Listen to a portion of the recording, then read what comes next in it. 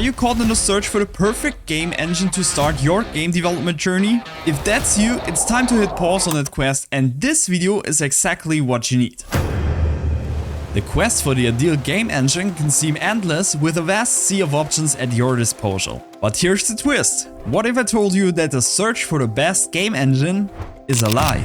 Yes, you heard it right. The focus on finding the perfect tool can often become a barrier to what truly matters: creating.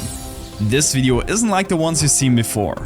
Instead of listing my favorite game engine or polling the community for the top picks, we're taking a different route. I'm here to demystify the concept of the best game engine and to encourage you to jump into game development with whatever tools you have at your disposal. Whether it's 2D, 3D, visual programming or open source that truly matters to you, there's something out there for everyone.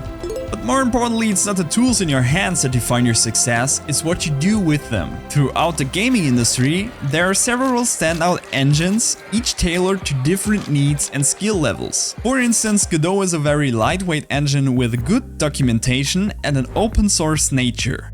Then there's Unreal Engine, known for its high fidelity visuals, and Blueprint visual scripting, catering to both aspiring and experienced developers.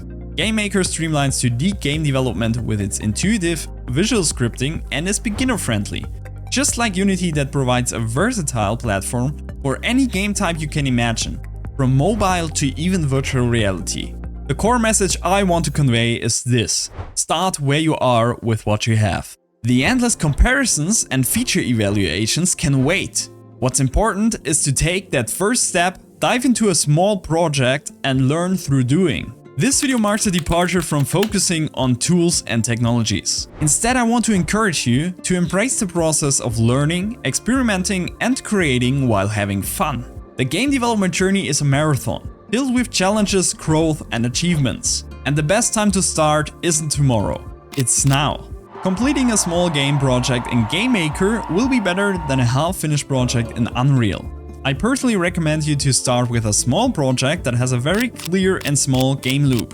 This full development process will give you a lot of insights, learnings, and the feeling of making a significant progress as a game developer. When I started with game development, I first focused on my big dream project, which was overwhelming and way too big for an unexperienced game developer. After some months, I dumped the project and started to learn with small ideas, which helped me a lot to learn faster and get to know the full development process from start to finish.